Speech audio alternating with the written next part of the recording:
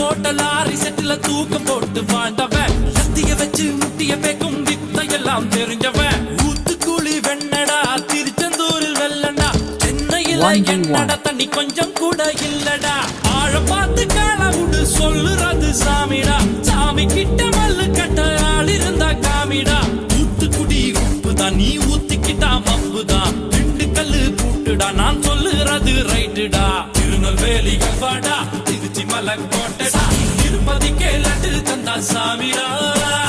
இருட்டு கட்ட அல்வாடா இட்லி கட்ட ஆயாடா உருட்டு கட்ட சத்தம் கேட்டா சாமிடா